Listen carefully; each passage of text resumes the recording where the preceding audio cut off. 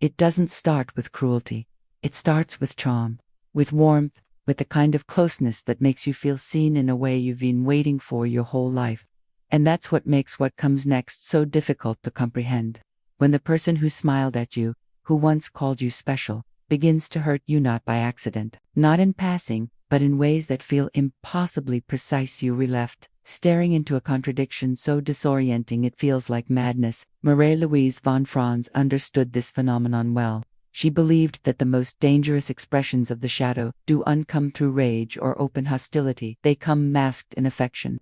Because the shadow, when denied and unacknowledged, doesn't disappear. It hides, it plays roles, and often, it chooses masks that disarm even the most intuitive among us. This is why the damage doesn't always feel like damage at first.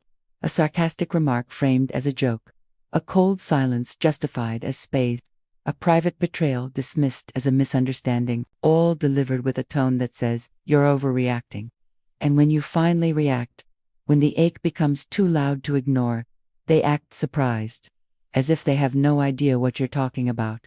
But von Franz taught that the psyche is not so innocent, especially not when it's close to you. When someone is intimately connected to your inner world, they learn how to access your soft spots, not to hold them, but to press them, deliberately. The shadow, in this case, doesn't just emerge, it strategizes, and when that shadow is projected onto you, the one being harmed, the roles are inverted. You become the aggressor for defending yourself. They become the victim for being called out. This isn't clumsiness. This isn't miscommunication. This is masked malice. The kind that slips in through the back door of your trust. And the most terrifying part, as von Franz noted, is that these acts of psychological violence are often carried out with a calm face, a kind voice, even a touch of pity. They didn't mean it, you tell yourself, but somewhere, deep in your body, you know they did, because the cuts are too clean, the timing too perfect, the words too tailored to your insecurities to be random. Von Franz warned us, when harm comes cloaked in innocence, the soul begins to fracture, not because of the pain but because of the confusion. That's how the shadow works. It doesn't just want to hurt you. It wants you to believe the hurt was your fault. And that's how it hides. Behind a smile, behind a laugh, behind a carefully constructed illusion that says, "I could never do that to you," but they did. They always know where to cut, not because you told them your pain, but because they listened when you thought they cared. The words they use, the silences they choose, the moments they turn cold, none of it is random. The harm feels personal because it is. It's not a moment of weakness or a slip of the tongue. It's deliberate, precise, and that's what makes it so hard to forget. Marie-Louise von Franz spoke of unconscious malice as something far more dangerous than open cruelty. The shadow, she said, doesn't lash out blindly. It studies, it observes, and when the moment is right, it strikes not in generalities, but in the exact place you're still trying to protect. The wound isn't accidental. It's intimate, tailored, and the more familiar the person is with your inner world, the sharper their weapon becomes. That's what separates intentional harm from momentary conflict. Anyone can say something unkind in anger, but when someone brings up your deepest insecurity in the calm of conversation, when they echo words you once used to describe your childhood pain, when they twist your vulnerability into ammunition, that is not carelessness, that is calculation. And the one doing it often doesn't scream or rage. They speak softly. They may even say it with a smile, but you feel the sting, sharp and surgical.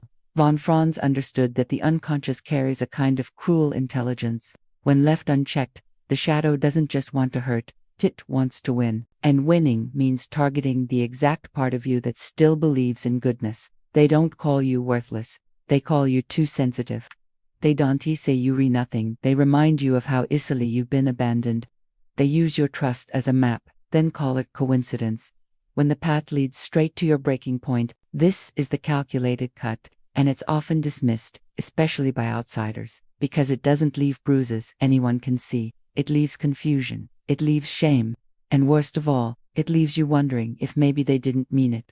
But von Franz taught that the precision of a wound reveals its intent when the same spot is hit more than once, when the same fears are echoed in different tones across time, when the hurt always arrives exactly where it will echo.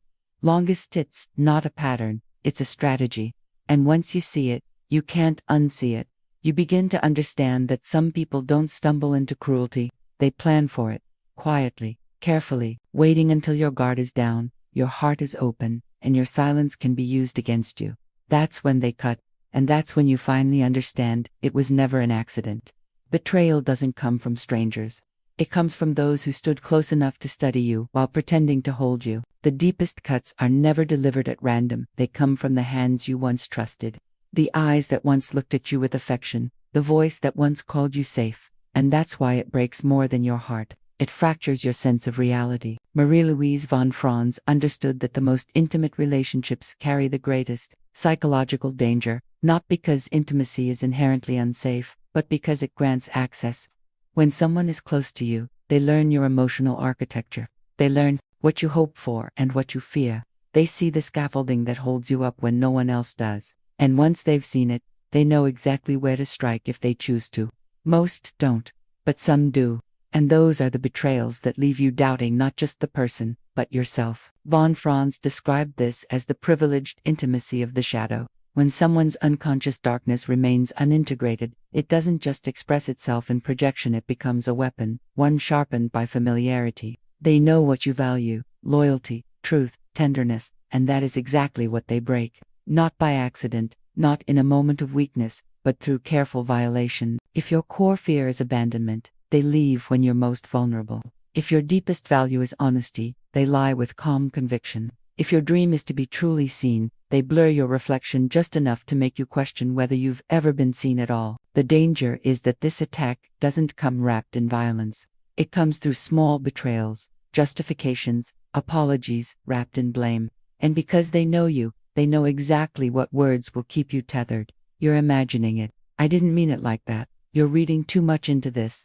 The words are soft, but the intention is cold. And the more you try to explain your pain, the more they twist it. Because they're not trying to understand you anymore. They're trying to undo you without being seen. Von Franz believed that betrayal at this level forces the self into confrontation with illusion, with grief, with the loss of the story you told yourself about who they were. But in that confrontation is also awakening, the realization that if someone uses your heart as a blueprint for harm, it is not because you were too open. It's because they were too closed to meet you there. When the shadow knows you, it doesn't just want to hurt you. It wants to convince you that you caused it. Contempt is not loud. It doesn't announce itself with slurs or threats. It settles in quietly, like a layer of dust over everything that was once warm. The tone changes. The patience disappears. The eyes no longer see you. They scan you. You're still in the room, still speaking, still trying to reach them, but something essential has shifted. You're no longer being heard. You're being judged, weighed, reduced. Marie-Louise von Franz saw contempt as one of the most dangerous emotional thresholds in human relationships. Because once contempt enters the room, love has already been exiled. What follows is not conflict, it's cruelty. Cold, calculated, and clean. The kind of cruelty that doesn't feel like punishment. It feels like erasure. Contempt requires one thing to survive: dehumanization. To justify harming another person, especially someone once close, there must be a collapse in how the attacker perceives them. The more they resent your needs, your boundaries, your strength, the more they begin to see you as something less than human, an obstacle, a burden, an idea that must be corrected. Von Franz viewed this shift as a survival tactic of the ego, a defense strategy rooted in fear and fragility. When a person is unable to face their own darkness, when they refuse to acknowledge the envy, bitterness, or inadequacy rising from within, they project it outward. But projection alone isn't enough. The ego must build a case. It must justify its need to harm. And that case is built through contempt. You're no longer just wrong. You're selfish, dramatic, broken. Everything you do is interpreted through a lens that says you deserve what's coming. They don't feel guilt for hurting you, they feel entitled. They've rewritten the story in their mind. And now your suffering is not only acceptable, it's necessary. That's what makes contempt so lethal. It silences empathy. It distorts memory. It turns the person who once cared about your well-being into someone who feels morally licensed to destroy it. And the signs are almost always subtle at first. A joke that cuts too deep, an eye roll at your pain, a sneer instead of a sigh when you try to express something tender. You begin to feel foolish, just for needing connection. And slowly, you start to shrink, not because they've told you to, but because their contempt has already made you feel small. Von Franz knew that contempt doesn't always end in visible abuse. Sometimes it ends in silence, in a person erasing you while still pretending to be kind. But if you feel it, if your spirit begins to recoil around someone who once held you, trust that, because contempt may hide its face, but it never hides its intent. It's not that they stopped loving you. It's that they started resenting the parts of you that remind them who they aren't willing to become. No one wants to see themselves as cruel. Even those who hurt you often see themselves as justified, maybe even righteous. That's what makes the betrayal more confusing. They didn't just cause pain, they convinced themselves you deserved it. And they did it through a quiet performance. A kind of inner theater where they played the hero and cast you as the villain. Marie-Louise von Franz understood this need for internal storytelling. She believed that the psyche, especially when ruled by the shadow, constructs elaborate moral narratives to preserve the ego's image of itself. When someone chooses to hurt you truly, intentionally, they can't face the raw truth of what they've done. So they rewrite it. They revise the memory, edit the context, and recast their role until they feel morally intact again. They'll say you provoked it, that you were too difficult, too cold, too dramatic, that they tried, and you failed them. And somewhere along the way, that story hardens. It becomes the truth they tell themselves when guilt tries to whisper. It becomes the armor they wear when compassion tries to surface. Von Franz called this dynamic moral projection, when the guilt that should be felt inwardly is flung outward instead, landing on the person they harmed. So now, instead of feeling remorse, they feel justified. Your pain becomes their evidence. Your confusion becomes their proof. The more wounded you are, the more they point to it and say, "See, that's exactly what I was dealing with." And the story tightens its grip. Von Franz also spoke of archetypal guilt, a guilt so deep, so rooted in the psyche, that it becomes unbearable. Rather than feel it fully, the attacker builds a structure around it, a narrative strong enough to withstand reality. Because if they were to admit the truth, that they chose to wound you, that they aimed where it hurt, that they knew what they were doing, it would collapse the image they have of themselves. So instead, they elevate themselves. They make their betrayal look like a boundary. Their withdrawal becomes self-care. Their cruelty becomes honesty. They don't just explain what they did, they moralize it. And in doing so, they free themselves from responsibility, at least in their own mind. But the story doesn't have to make sense to you. It was never written for your healing. It was written to protect them from theirs. Von Franz believed that truth doesn't need a stage. It doesn't need applause. It simply is. So when someone builds a whole performance around their betrayal, pay attention. The louder the justification, the quieter the conscience. Because people who are truly at peace with themselves don't need to rewrite the past. Only those who know, deep down, that they crossed the line, need to pretend it never happened. It doesn't start with a lie. It starts with a question. Are you sure that's how it happened? A raised eyebrow, a puzzled tone, a gentle suggestion that maybe your memory isn't as clear as you think. And in that moment, the ground beneath your experience begins to shift. Slowly, quietly, you start to doubt yourself, not because you were wrong, but because someone made your truth feel unstable. Marie-Louise von Franz understood this deeply. She called it reality inversion, a psychological process, where the person who caused the harm recasts themselves as the misunderstood victim, and you, the one in pain, become the unreliable narrator. It's not just about denial, it's about distortion. A ritual of rewriting what happened so thoroughly that even you begin to question whether your wounds are real. This is the heart of gaslighting. It's not loud or violent. It's subtle, intimate. The person says they never said what you heard, never did what you felt. They'll tell you it was a joke, that you're exaggerating, that you're too emotional. And the worst part? They say it with sincerity. They say it like they care. But it's not concerned. It's strategy. Because if they can alter your perception of reality, they don't have to take responsibility for what they did. And if you start questioning yourself, they win twice, once in harming you, and again in making you doubt your right to feel hurt. Von Franz saw this as one of the most insidious operations of the shadow, because it's not just about evading guilt, it's about taking ownership of your mind. They don't need to convince the world, they only need to convince you that you're overreacting, that your memory is broken, that your pain is misplaced. And over time, if you stay in it long enough, it works. You start apologizing for things you didn't do, You hesitate before telling your side of the story. You shrink, not because you've changed, but because you no longer trust the ground you're standing on. And that's exactly what they want to replace your reality with theirs. But von Franz taught that the psyche knows, even when the conscious mind is spinning in confusion, something deeper keeps the score. The body remembers, the soul remembers, the moments that felt off, the truth you swallowed to keep the peace, the ache that kept coming back, all of it is real. Gaslighting is not just manipulation, it is a psychic theft, an attempt to erase your clarity so you'll rely on theirs. But your memory is not broken, your truth is not too much. And the moment you begin to reclaim your version of events, no matter how small, you begin to dissolve the spell, because clarity doesn't need permission. It only needs to be remembered. They always come back.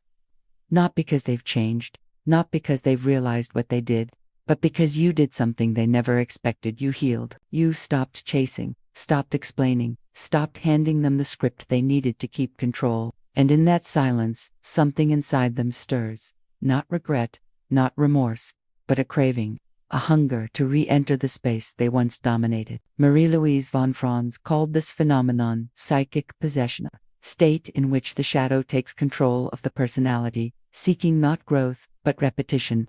The person who harmed you becomes tethered to a cycle of destruction, not because they're looking for connection, but because your peace unsettles them. Your boundaries expose their lack of them. Your recovery ruins their narrative. So they reappear, maybe with a text, a memory, a soft "Hey, how have you been?" It sounds innocent, but it never is. The timing is too perfect, right when you're gaining strength, rebuilding your voice, starting to feel like yourself again. They show up not to witness your wholeness, but to fracture it, to remind you of the role you used to play, the appeaser, the forgiver, the one who bent so they didn't have to. They don't miss you, they miss the version of you who didn't know better, the one who apologized for asking for more, the one who doubted their instincts, the one who still believed their chaos was your responsibility. Von Franz believed that the shadow, once projected onto another, needs continual reinforcement to survive. When you remove yourself from that projection, when you reclaim your identity, your clarity, your life, you collapse the illusion they've built around you, and in that collapse, they feel powerless. So they circle back, not to rebuild anything real, but to test whether they still have access. Their return is not reconciliation. It is a test, a ritual, a repeat of the very cycle that once broke you. And the most dangerous part, it often comes disguised as kindness, as nostalgia, as vulnerability. They might say they've been thinking about you, that they've grown, that they missed the connection, but pay attention not to their words, but to what their presence does to your nervous system. Because if seeing their name floods you with dread, if hearing their voice shakes the peace you fought to earn, then you already know the truth. They haven't changed. They've just remembered the power they used to hold, and they want it back. But von Franz was clear: healing breaks that spell. The moment you stand in your truth without flinching, their shadow loses its grip, because you're no longer the wounded version they once fed on. You've become something else, someone they can't manipulate.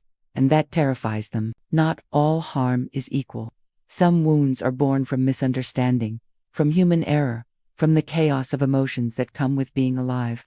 But then there is the other kind, the harm that finds its mark too easily, the words that slice exactly where they're not supposed to, the timing that always seems cruel, not clumsy, the pain that repeats itself in patterns too precise to be accidental. That's when you're no longer dealing with a mistake, you're confronting intent.